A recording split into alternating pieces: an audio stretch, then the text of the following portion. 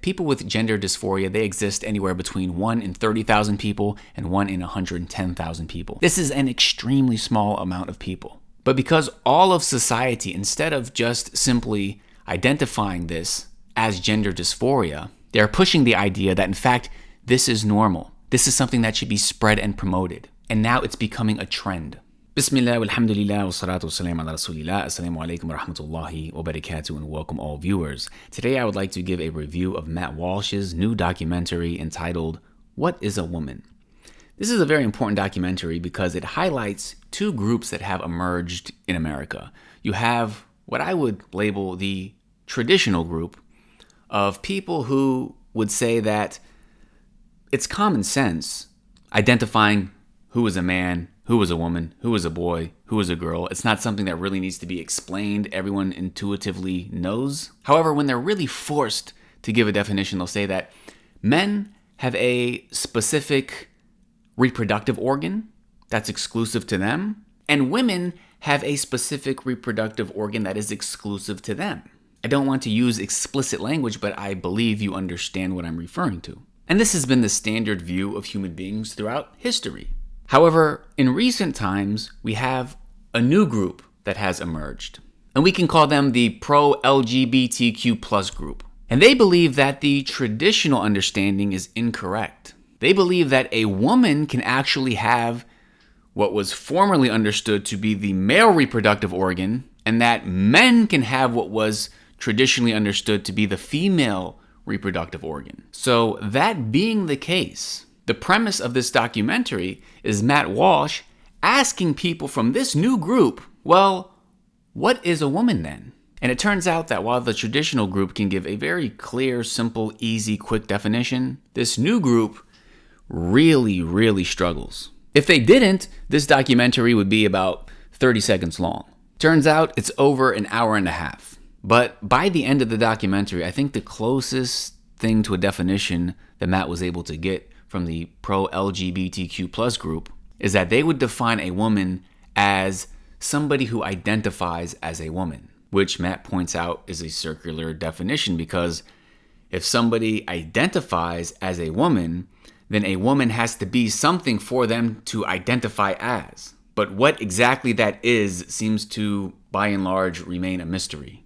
For the pro-LGBTQ plus group, at least. Now, one argument many people will make is, well, if the pro-LGBTQ plus group want to view things that way, what's the big deal? What does that have to do with you? It doesn't affect you. Well, the reality is this documentary points out how it definitely does affect everyone else. In fact, it can affect people in devastating and tragic ways. This ideology is really being forced on children. It's being forced on society. There is legislation being passed where parents are getting arrested for not falling in line with this ideology. There are female athletes who feel like their sports careers have been ruined because of this. There are people who have bought into this ideology, undergone surgeries and hormone treatment, who later regret it and say that it has horrible effects on the human body. And I believe that is why Matt Walsh made this documentary. I think many people sat back, they let the LGBTQ plus ideology spread, people supported it, people promoted it, even people who disagreed with it,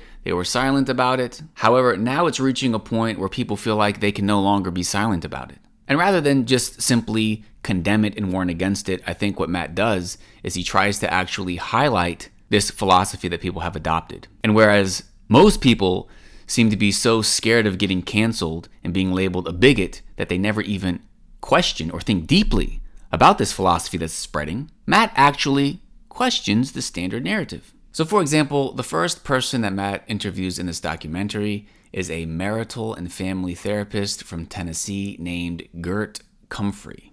Gert explicitly says during this interview that some women have the male genital organ and that some men have the female genital organ. So because this so directly opposes the traditional understanding of what a man is versus what a woman is, Matt asks, how do I know if I'm a woman? To which Gert replies, that's a great question. That question is like when it's asked with a lot of curiosity, right? That's the beginning of a lot of people's gender identity development journeys. So keep in mind, this is a marital and family therapist. Now, I don't think little kids ask, hey, mom, dad, what's the difference between a boy and a girl? I think, again, it's common sense. However, if people are pushing this ideology and a child starts wondering, then it's going to encourage a child to start thinking, I wonder, am I a boy? Am I a girl? What's my gender identity? Why? Because they can't even define it. They can't even tell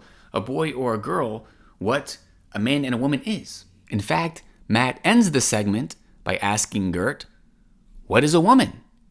Gert says, great question. I'm not a woman, so I can't really answer that. Matt eventually goes to San Francisco to interview Marcy Bowers, the nation's preeminent sex change surgeon who has performed over 2,000 surgeries. Now, during this interview, Matt referred to Marcy as a transgender woman, to which Marcy seemed offended and said, well, I identify as a woman, but I have a transgender history. So you see, it's not even enough to refer to Marcy as a transgender woman. Marcy apparently wants to be identified as a woman, period. So anyways, one thing that Matt does very well in this documentary is he tries to see if these people are consistent with their ideology. So for example, this surgeon, Marcy Bowers, identifies as a woman, showing that foundationally this ideology is about what?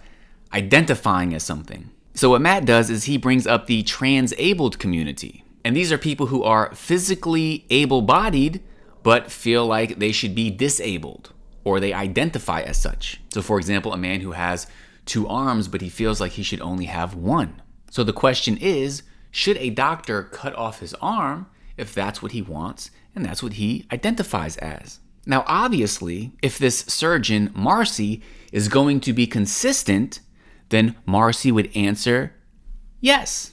Why? Because this is exactly what Marcy does for a living. If somebody identifies with a specific gender, Marcy will then cut off certain parts of their body. Why? To help that person identify as what they want to identify as. But not only does Marcy not say that, but Marcy says about trans-abled people, that is a mental diagnosis, a psychiatric condition, and goes as far to say it's kooky.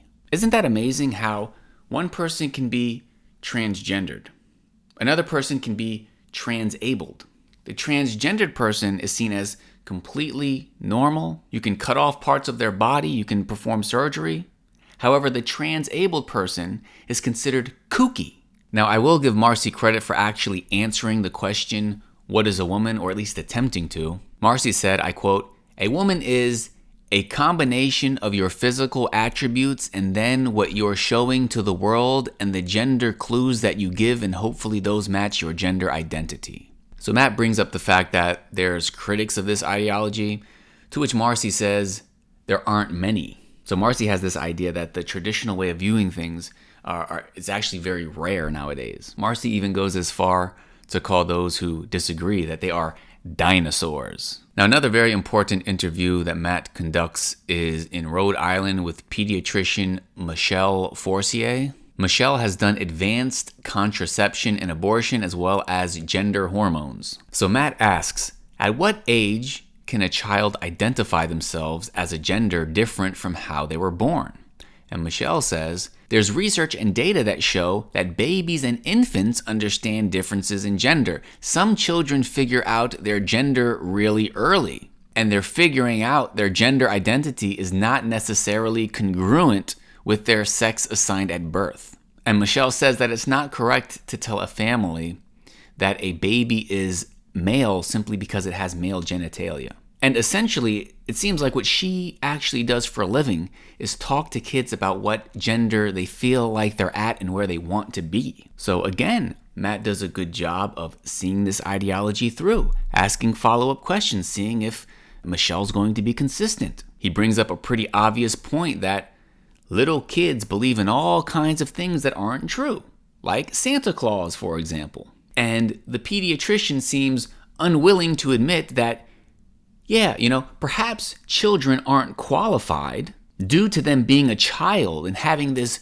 vivid imagination to make such decisions about gender, to the point where they're taking hormone blockers. Why is it so hard to admit that if a child can believe in something as fake as Santa Claus, then their imagination could also lead them to make incorrect assumptions regarding their gender, and that perhaps they're not qualified to make such life-altering decisions at such an age. Now, one of the last interviews I want to mention was with Dr. Patrick, who was a professor of women, gender, and sexuality studies at the University of Tennessee. Now, this interview was very concerning on many levels, considering this is a university professor. At one point in the interview, Matt asks a straightforward question. If we're talking about a trans woman has all of the male physical characteristics, so would that not be a male? Could we plainly say this person is a male? And the professor says, I want to understand why that's so important. So Matt says to understand reality. You see, Matt, he's searching for truth. What is a woman? What is a man in terms of reality? Matt says, I'm just trying to start by getting to the truth. And the teacher says, I'm really uncomfortable with that language of like getting to the truth. He says it sounds actually deeply transphobic, condescending, and rude. So the teacher finally asks Matt, why don't you tell me what your truth is?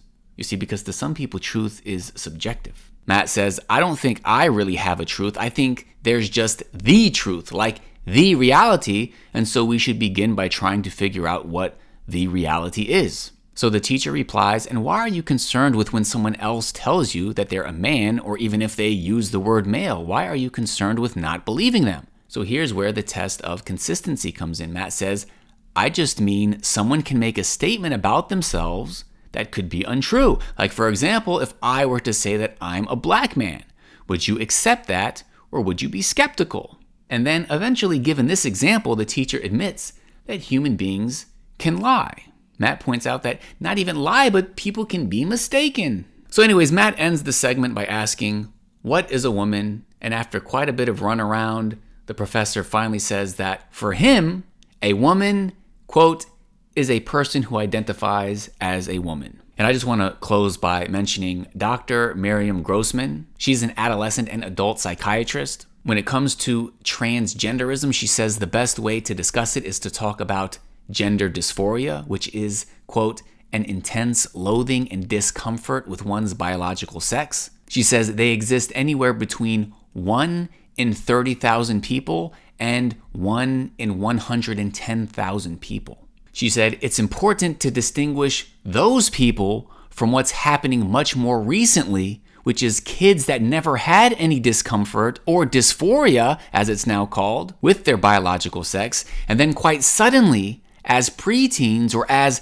adolescents, they come out and they announce that they are gender fluid, or they start to question their sex. And this is really important for everyone to understand. She said people with gender dysphoria, they exist anywhere between 1 in 30,000 people and 1 in 110,000 people. This is an extremely small amount of people. But because all of society, instead of just simply identifying this as gender dysphoria, they're pushing the idea that in fact, this is normal. This is something that should be spread and promoted. And now it's becoming a trend.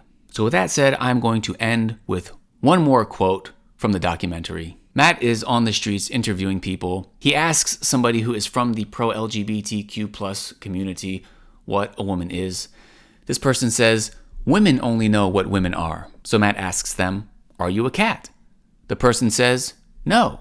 Matt asks, can you tell me what a cat is? So it appears that the person realizes that, well, if I'm going to be consistent and say that women only know what women are, then he would have to say, well, only cats know what cats are.